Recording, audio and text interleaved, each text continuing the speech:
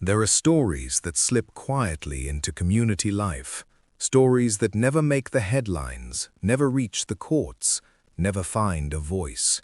And then there are stories that refuse to be buried, stories that demand to be told because they reveal something deeper about who we are, what we tolerate, and what we must never allow to stand unchallenged.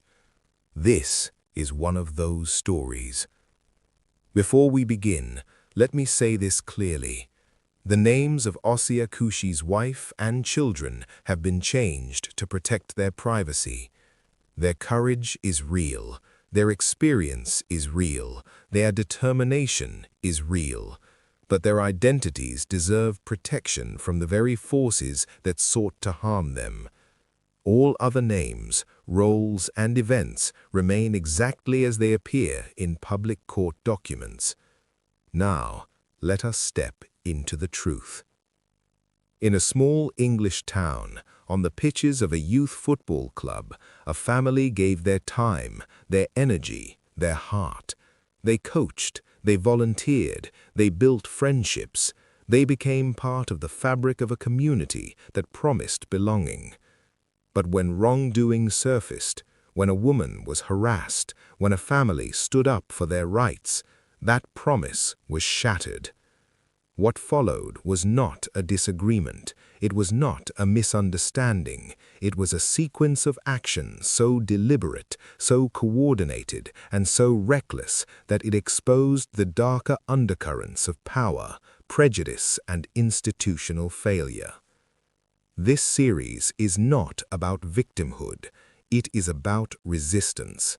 It is about a family, educated, principled, and unafraid, who refused to bow to intimidation.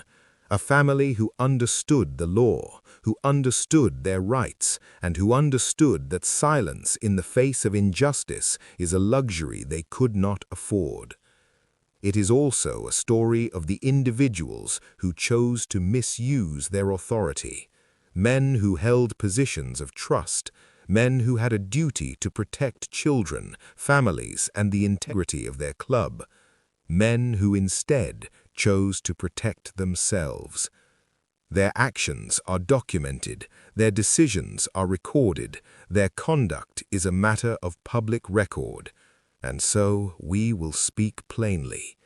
This is a story of harassment, a story of retaliation, a story of racial discrimination, a story of a campaign that reached into a family's home, their neighborhood, their peace of mind.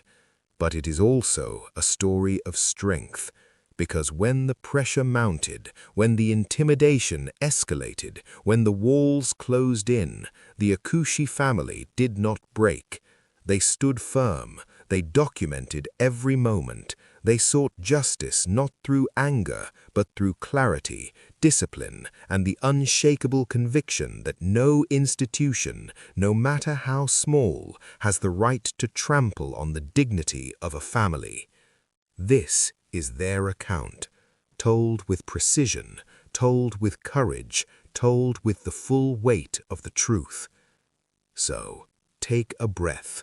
Set aside what you think you know about community clubs, about authority, about fairness, because what happened here is a reminder that injustice does not always wear a uniform or sit in a courtroom. Sometimes it stands on a football pitch. Sometimes it sits on a committee. Sometimes it knocks on your door at night. But when families stand together, when they refuse to be silenced, even the smallest story can become a beacon.